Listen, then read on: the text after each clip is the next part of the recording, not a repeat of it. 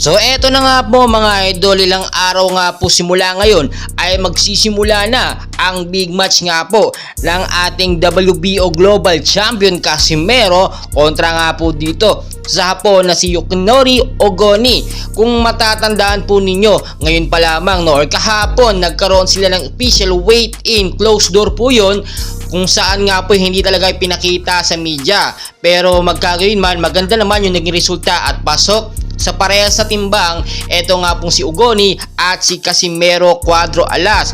Pero ngayon po nangangamba ang kampo nga po nitong si Casimero Cuadro Alas sa magiging laban niya kontra nga po dito kay Yukinori Ogoni, dahil kung matatandaan po ninyo ay talagang hindi nagkakalayo ang difference or yung galing mismo ni Ogoni kumpara dito kay Naoya Inoue. Kaya ang tinataya natin dito ay mahihirapan talaga ang ating Alas, ang angas ng Pinas sa si Cuadro Alas sa magiging laban nila. Big match po ito kung titignan nyo, at inaasahan din na talagang medyo magiging matindi ang laban. After po ng laban na ito kay Yukinori Ogoni ay isusunod naman or posibleng isunod nga po ni Casimero Cuadro Alas sang halimaw ng Japan na si Naoya Inoue, which is yun naman ang kanyang dinidream, at talagang minimithin noon pa man. Stepping stones lang daw itong si Yukinori Ogoni na dapat niyang talunin sa magiging laban nila sitong darating lamang po na October 12, 2023. So mainit-init po yan at talagang buong sambayan ng Pilipino ay inaabangan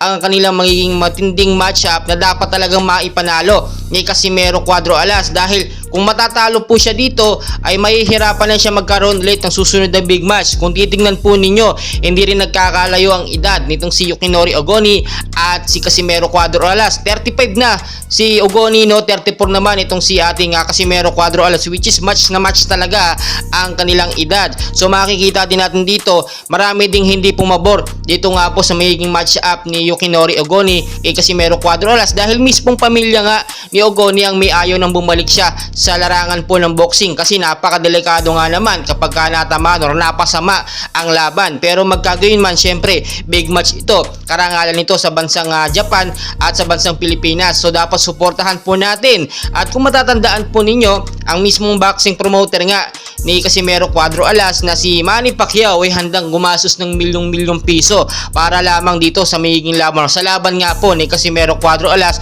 kontra dito sa Japanese boxer na si Yukinori Ogoni. So suportahan po natin yung magiging laban, it's maybe 2 days na lamang simula ngayon, October 12 kasi magsisimula. So patuloy ko po kayong i-update, and please wag niyo pong kalimutan mag-like and subscribe for more boxing update po sa Pilipinas. At yung laban ni Yukinori Ogoni at ni Casimero Cuadro Alas, i-update ko po tayo, magla-live po tayo para makapanood kayo ng live laban nga po ni Alas at ni Yukinori Ogoni. Maraming salamat.